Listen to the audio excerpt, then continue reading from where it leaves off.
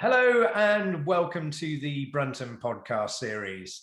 I'm delighted to welcome Mark Helbach from Baysek Machines in the US. Mark, welcome. Mark, I'm sure that most of our audience will know a little bit about you and about Baysek, but for those that don't, just give us a little potted history as to Baysek Machines. Well, first off, thanks for having me, Dan. Appreciate the opportunity here. Baysek Machines, we're a small family-owned company. We have headquartered here in Nelsonville, Wisconsin. You got to want to get to Nelsonville. It's not somewhere where you just pass through, okay? So we're small town folks that take care of our customers. The company was founded by my father in 1995, and he brought with him, he came from the corrugated industry and instilled the value in the company and everybody here that, hey, it's important to get the order out and how to take care of the corrugated converters, okay? And again, we're 30 people here in Nelsonville. We also have an office in the UK that provides sales, technical support, service, parts and installations for other parts of the world, okay? So obviously you explained there a little bit about the small family business, obviously very much hand in hand with your employees and with your customers. I know it's probably a little bit in the rear view mirror right now, but take us back to sort of 2020, 21. How were you impacted by the COVID-19 pandemic, and what sort of impact did that have on you as a manufacturer and also as a supplier? Yeah, I'll tell you, we faced the same thing everybody else did, and in March of 2020, hey, the world stopped, and everybody's wondering, okay, where are we? Where are we going? Are we ever going to have anything again? You know, and hey, it was a little bit hand to mouth there for a period of 6 months and some uncertainties. And then later that fall, things just took off, okay? And the orders started heating up. People realized that the world wasn't going to stop, I guess. And in the packaging, it changed a lot of things with people online. The institutional size packaging reduced to personal size packaging in the food industry and everything. So and it created a lot of demand is what we saw. Our users are heavy in that food and beverage industry and inner packing. So, hey, we saw things really take off, and they haven't slowed down since, okay? We've experienced record growth over the last couple of years. We are these small town folks. We've got a lot of great people here that just take things and get things done and take great care of our customers. So we're continuing to see that growth, continuing to see strong orders, and we're planning for it to stay that way. And Mark, what sort of impact did it have on your international client base? Because I know that since your father founded the business in 1995, that you've had success not just at home in the domestic US market, but obviously in Europe and further afield, as far as Australia and New Zealand. So, what sort of impact did that have? That whole COVID and post-COVID period. What impact did that have on your international customer base? Actually, some of the international business, it became easier to visit, okay? Even though everybody likes that personal contact, what we have going here right now, Dan, with the Zoom interviews and everything, it really shrank up those travel times, if you will, presentation times. We took advantage of this technology. We would do demonstrations in-house, and it actually created a lot of interest and a lot of activity. On the advertising, social media side, also got into that heavily and created an interest. So, hey, it didn't have a great effect as far as actual contact with customers. We were just missing the personal face-to-face. We all know it. We all love it. We're getting back into it and becoming more normal, I guess, if you will. But we were fortunate to come through some of that. Okay. And so, Mark, let's focus a little bit now on obviously your flagship products. Obviously, you've become very well known for the C170 diecaster, but I was intrigued to see that in the last few months, you've really started pushing hard now with the C190. Tell our listeners a little bit about the C190, its background, what were the drivers for it? Where did the demand come from? So give us the backstory.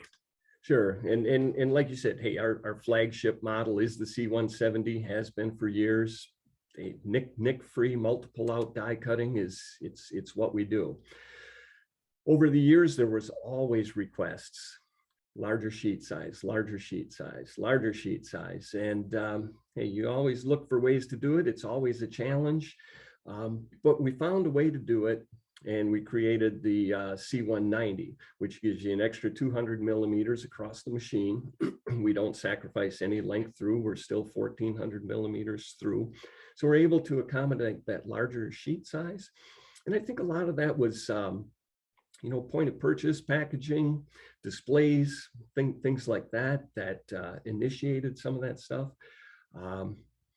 And also just the ability to do that larger sheet if they need to. A lot of our customers do a lot of small, multiple, complex out, strip, stacked, all of that, but it gives flexibility to get into some of those larger markets that our typical customer may not have entered before.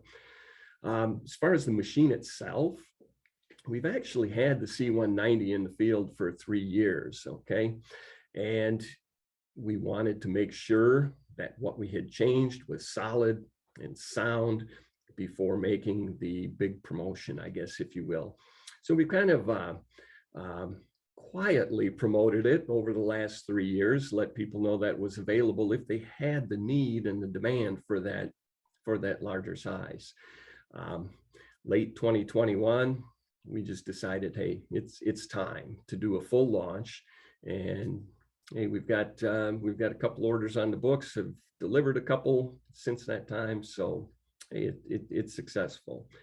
Kind of fits with up the promotion coming up later next month, I guess, with the show Bigger and Better in Texas. Okay, kind of fits with our C190, bigger and better. So Mark, you touched on Corrugated Week that is obviously taking place in San Antonio, the joint event from AICC and TAPI. So obviously the visitors to the show are going to be able to catch up with you. I know that one thing you've always said to me about exhibitions and shows and conferences is you can't wait to get back to face-to-face, because you guys always have great success at shows, don't you? Yes, we do. Again, hey, we're a small company. We like that face-to-face. Shows have always been important to us. We're not the big guys and well-known, so we got to find ways and be there, I guess, for those exhibitions. Hey, we're one of the longest and highest ranking distributors, I guess, or displayer people here in the United States. We've participated internationally. I think you saw our guys at the sheet plant here a few weeks back. And in 2013, which is the initial, we got into CCE in Munich as well. And the original one, 2013, we had the 3 meter by 3 meter booth with a little computer screen. And then we went to a larger 10 by 20 booth and, 2 computer screens, to the point where we had machines on display, operating, and boy, it's been a great show for us. We did it in 2020, earlier this year, March. Traffic down incredibly on any show we've been to since the COVID. The footfall or the traffic count down quite a bit, but people are there for a reason. They're there to work, they're focused, and they've been good. We're looking forward to it again. CCE 2023, having a machine on display again. And we did do the machine on display at Supercore a year ago in August. So we like the shows. We're back at it full force. And so Mark, obviously, it's busy times for you. I know that during COVID, you probably used the opportunity to enhance and develop an R&D, etc. So, what can we expect to see from you over the coming 12, 18, 24 months? Have you got anything new and exciting you can tell us about? Well, we have the 190, of course, and then we're always looking to make small enhancements to the existing machines, make them a little bit more user-friendly. We've upgraded HMI technologies, touch screens, added features within it to make it more convenient for the operators, okay? So some of that continuing. Again, the big one right now is the C190. Another machine that's gained a lot over COVID here is we have a load turner that is in line. It was designed to go in line with our die cutter to flip loads, say from a print down to a print up, which is the way we would die cut, a craft white side up versus white side down, just to reduce, more ergonomically correct, reduce some manual labor. And a lot of people have taken to that. And really what it is, Dan, is it's like our pre-feeder to our die cutter. So that's really taken off since COVID, especially with the labor shortages. We're a one-person operator. We don't need multiple people on the machine. And we've also done several retrofits with the load turner, retrofitted a machine in the field and added the load turner as the pre-feeder in front of machines that are in the field. So that's been a very interesting item and a growth item for us as well, Dan.